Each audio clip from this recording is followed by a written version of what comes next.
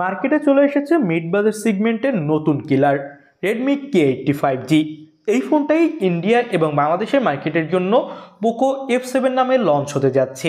তো Poco F7 বলুন অথবা রেডমি K80, কবে কি ফোনটা আসতে যাচ্ছে, দাম কত হবে, আনঅফিসিয়ালভাবে নেওয়া ঠিক হবে কিনা এবং ফোনটার ফুল স্পেসিফিকেশন জানাবো মূল ভিডিওতে। চলুন ভিডিও শুরু করি। শুরুতে কথা বলবো ফোনটার লুক এবং ডিজাইন নিয়ে। এই ফোনটা দেখতে অনেক বেশি জোস। ফোনটার লেফট কর্নারে সার্কেল ক্যামেরা বাম দেওয়া হয়েছে, ব্যাক সাইড রাখা হয়েছে বেশ কার্ভ, যার ফলে ফোনটা হাতে নিলে জোস লেভেলে একটা হ্যান্ডস অন ফিল পাওয়া যাচ্ছিল। এবং এই ফোনটাতে কিন্তু দুইটা কালারের কম্বিনেশন ইউজ করা হয়েছে, যার ফলে ফোনটার ডিজাইনটা আরও বেশি ভালো লেগেছে আমার কাছে। এবং বেশ কয়েকটা কালার ভেরিয়েন্টে মার্কেটে অ্যাভেলেবেল পাবেন এই ফোনটার ব্যাক সাইডে ব্যবহার করা হয়েছে গ্লাস এবং ম্যাট ফিনিশ, এবং এখানে দেওয়া হয়েছে অ্যালুমিনিয়াম ফ্রেম। ফোনটাতে পেয়ে যাবেন আপনি ডুয়েল স্টিরিও স্পিকার এবং পেয়ে যাবেন ডুয়েল ন্যানো সিম কার্ড স্লট। ফোনটা IP68 সাপোর্টেড হওয়ার ফলে পানিতে পড়লে অথবা ধুলোবালিতে পড়লে কোনো ধরনের সমস্যা হবে না। তো ওভারঅল যদি বলি তাহলে ফোনটার লুক, ডিজাইন, পাশাপাশি বিল্ড কোয়ালিটিও অনেক বেশি জোস মিড বাজেট সেগমেন্টে। এবং এই ফোনটা কিন্তু পোকো F7 5G নামেই লঞ্চ হতে যাচ্ছে বাংলাদেশ এবং ইন্ডিয়ান মার্কেটে। এবার ফোনটার ডিসপ্লে কোয়ালিটি নিয়ে কথা বলি।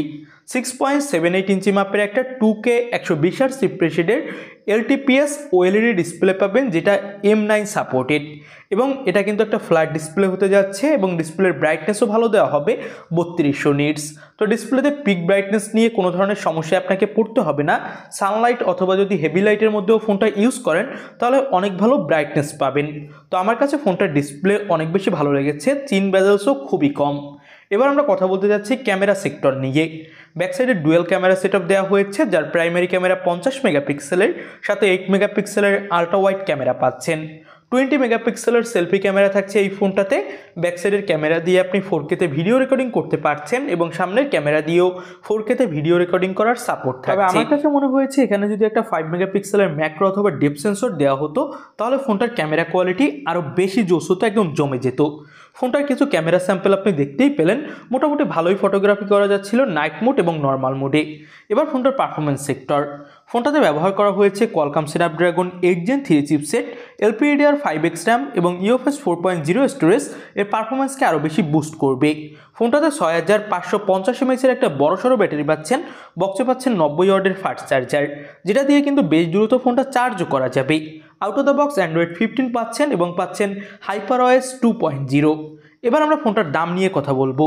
ফোনটার দাম রাখা হয়েছে বেস ভেরিয়েন্টের 2499 E1, যেটা বাংলাদেশি টাকায় কনভার্ট করলে হয় 41,000 টাকার আশেপাশে।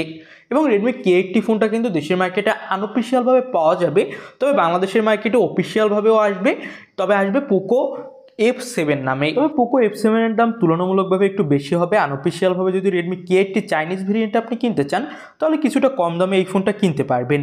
বাংলাদেশের মার্কেটে আগামী 1 থেকে 1.5 মাসের মধ্যে আনঅফিসিয়ালভাবে ফোনটা অ্যাভেলেবেল হয়ে যাবে। তবে পোকো F7 লঞ্চ হতে কিন্তু বেশ কয়েকদিন লেট হবে। তো আপনাদের কাছে ফোনটা কেমন কী লাগলো কমেন্ট বক্সে জানাবেন। আজকের মতো আল্লাহ হাফেজ।